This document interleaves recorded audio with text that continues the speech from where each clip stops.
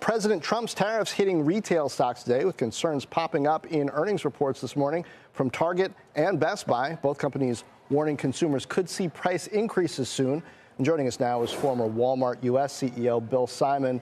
Bill, covet your insight here, not just on Target and Best Buy, but also we had Ross Stores results that weren't so hot. And there's a contrast I see between these names and the likes of TJX and Walmart, which seem to be both getting some of the higher end consumer and perhaps, I don't know, tapping into some other operational magic. What's the divide here? Well, thanks for having me. It's an interesting thing to look at, and I was really anxious to see Target's report after Walmart's report last week. Walmart reported an increase in their apparel and hardline business, and it's second consecutive quarter of growth, and it's after a couple of really terrible years in those categories. So I was anxious to see what Target did, and Target showed about a 400 basis point improvement in those categories too. So that's really good for the consumer. It shows that they're rebounding pretty well.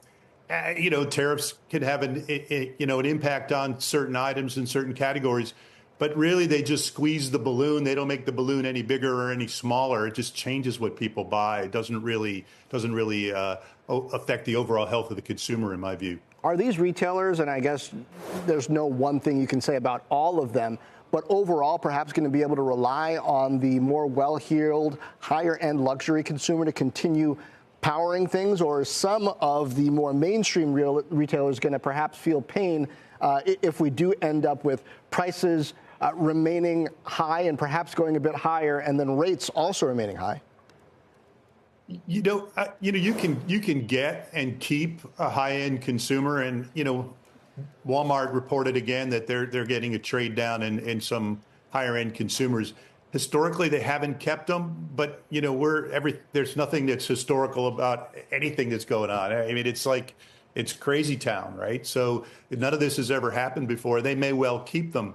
The problem in the long run for the big guys like Walmart and Target is there's just not as many high end people as there are, middle income and lower income. So, yeah, you could get the trade down and you maybe even keep them. But unless you see some sort of robustness regain in the middle of the economy, it's going to be hard to sustain those levels of growth. So if you see price increases tied to tariffs and trade dynamics and just the cost of manufacturing some of these goods or importing some of these goods that have been manufactured somewhere else, do these companies have pricing power to push it out to consumers? Or are they going to absorb that and thus take a hit to their margins? And I ask that knowing that Target, for example, came out, I think it was last year, and said they were going to start slashing prices on thousands of goods. Can that continue to happen? In the end, the consumer decides whether the tariff works or not, right? Brian Cornell in his report said we may see price increases on things like strawberries as soon as this week or next week if the tariffs go through, because this time of year a lot of those are imported from Mexico. So then the consumer decides, Target will push the pricing through. They will. They'll try to absorb some, but in the end they'll have to push some of the pricing through, and the consumer will decide whether they want strawberries or apples, whether they buy the thing with the tariff on it at a higher price or not.